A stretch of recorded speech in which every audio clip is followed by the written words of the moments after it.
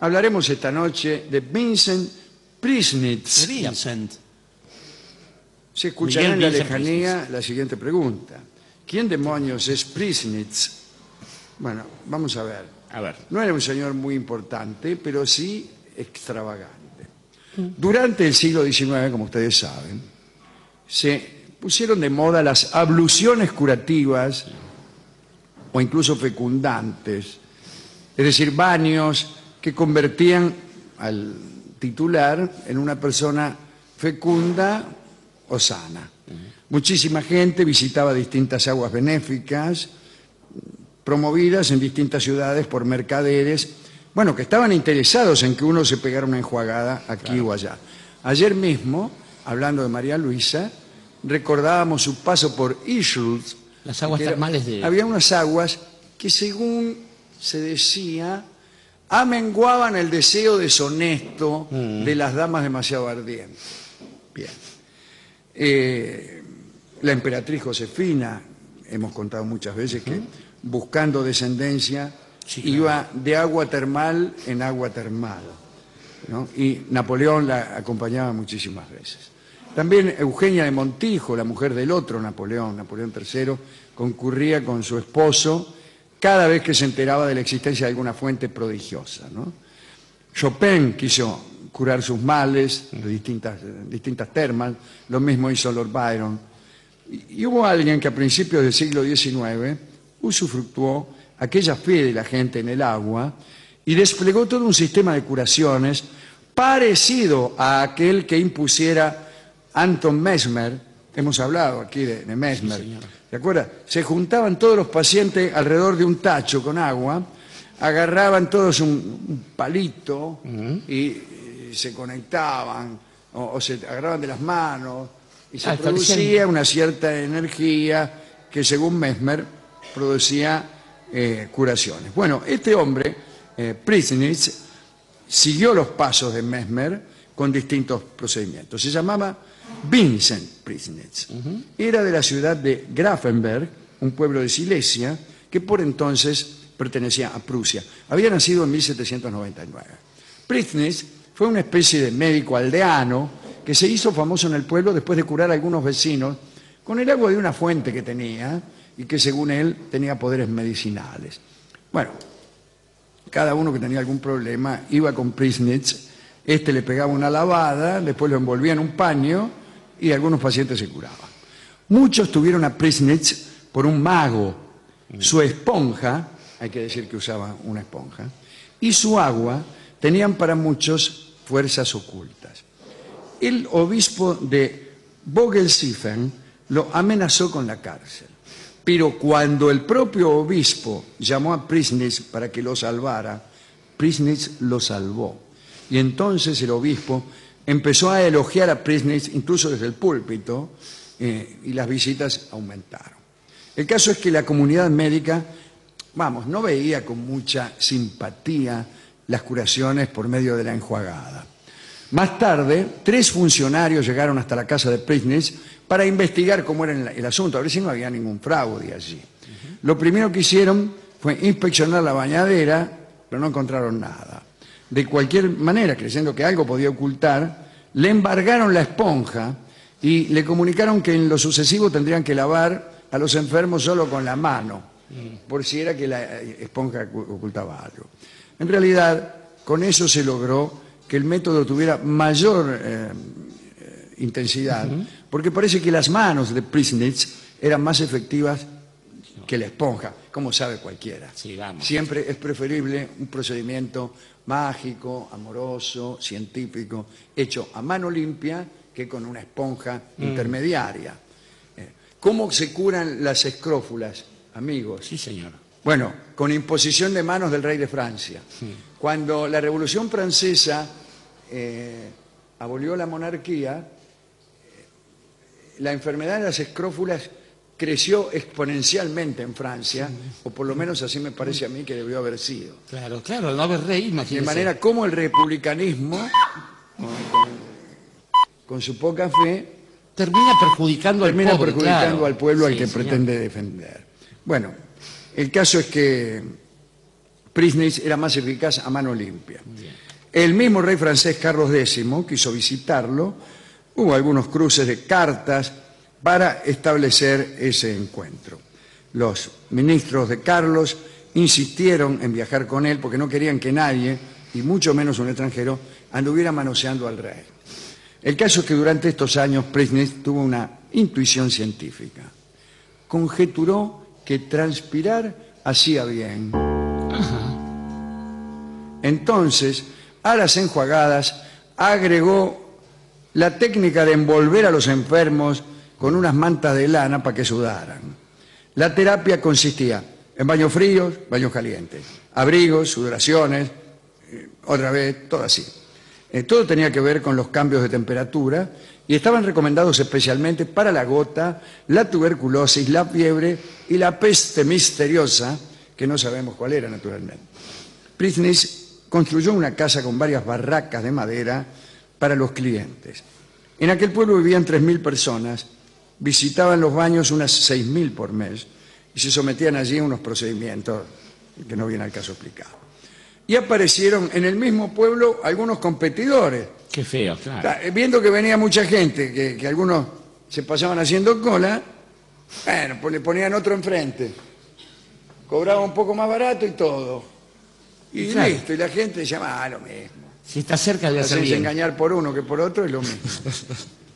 El veterinario del pueblo decidió levantar unos baños y agregaba a estos tratamientos lambidas de diferentes animales que, según parece, tenían propiedades curativas. Bueno, la lambida de vaca siempre se ha sabido que es buena para peinarse. Es cierto.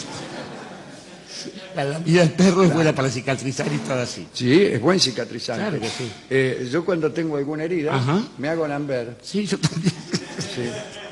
Voy a ver incluso a un médico que es especialista, el doctor Lambert. Especialista en proporcionar lambidas de distintos animales conforme a la enfermedad que uno ostentare. Bueno, el caso es que la comunidad médica incrementó sus quejas y persiguieron a Prysnitz incluso judicialmente. Una vez más llegó un funcionario para observarlo. Este funcionario era también médico y quedó impresionado por lo que vio. Pasó 8 días en lo de Prysnitz y tomó anotaciones. Los clientes se instalaban en cuartos muy fríos donde corrían unos chifletes. Había una ventana que estaba siempre abierta. Las comidas también eran frías. Prysnitz aseguraba que las comidas calientes volvían a los hombres pesadazos y sobones. ¿Viste? Ahí está. Obligaban, sigo con los tratamientos, obligaban a todos a beber 30 vasos de agua cada día. Andaban caminando haciendo el ruido de una bolsa de agua caliente. Bueno, y los hacía dar paseos por el bosque desnudos para purificarse. Ahora sí, ahí sí. Después de aquellas purgas, muchos mejoraban. Entonces el médico, que fue a controlar el Ortiva, le dijo a las autoridades que Prysnitz no era un charlatán. En 1826, los baños de Prysnitz recibían gente de todo el mundo. Pagaban sumas muy altas. Otros no pagaban, no le cobraba a los pobres. 3 monumentos a Prysnitz fueron costeados por Austria, Prusia y Francia. Pero a los 51 años Prysnitz se enfermó.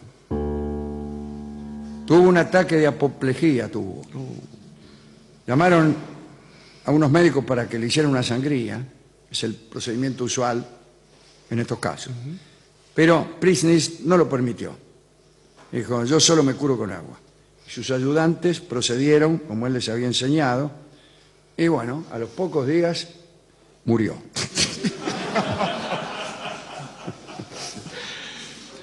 Aquellos baños con aguas prodigiosas quedaron en el olvido, es decir, los errores se olvidaron ante algunos aciertos. Prysnitz hizo que poco más tarde se instituyeran lugares en donde el clima fuera propicio para asmáticos o para tuberculosos. Y aquella fórmula que aseguraba que podían eliminarse todos los males a través de la sudoración se estudió y pudo comprobarse que era buena para algunos casos. Qué bueno, ¿eh? Qué bueno, de cómo ciertas intuiciones con este hombre que no era particularmente un estafador podrían funcionar. Estaba pensando en algo que usted recuerda con frecuencia, y es que el planeta la Tierra está hecho esencialmente de agua, y esto ya debería haber sido un dato para los científicos. Sí, Barton justamente se emociona pensando Sí, señor. que somos prácticamente Eso. 99% agua. Un poco menos, pero póngale y 98. nada, somos líquidos, personas líquidas. Fíjese que el hinduismo, por ejemplo, y al igual que otras corrientes, piensan en tratamientos por agua que consisten justamente simplemente en baños o en la ingesta, si me permite la palabra. En este mismo momento yo estoy ingiriendo agua porque me he dejado convencer por sus palabras. Bueno, muy bien. Y efectivamente las cosas funcionan. En algún momento los belgas tuvieron el privilegio de tener la primera ciudad dedicada a eso, llamada nada menos que Spa. De ahí viene el nombre de Ya esos. vienen todos los spa. Los spa, claro, los lugares donde se le quita el dinero a la gente a cambio de cosas que hay solo en Bélgica. Yo de niño he ido con mi abuelo, que era jubilado ferroviario, a la localidad de Epecuén, en Carué. Lago Epecuén. El lago Epecuén. Ciudad que ya no existe. Que fue tapada por el agua y donde la gente se untaba barro, sal, y yo todo lo que podía tener un niño de corta edad, recuerdo Copagua. Morían como moscas. Sí, todos mis abuelos terminaron así. Sí, es clásico en los abuelos, ¿no? Y hoy en Entre Ríos, la mitad de Entre Ríos, por decir el 80%, es una gran terma, ¿sí o no, Barton? No me deja mentir. Chajarí y todo eso. Pero todo, Chajarí, Santa Isabel, Colón.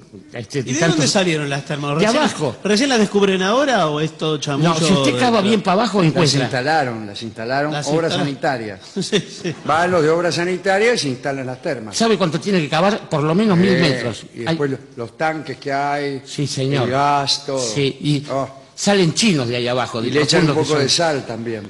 ¿También? Para darle un poco más de sabor Claro. al guiso. Pues, si no, Bueno, en todo caso hay que decir también que la medicina de la época de Mesmer, de la hipnosis y todo eso, tenía ciertas dudas.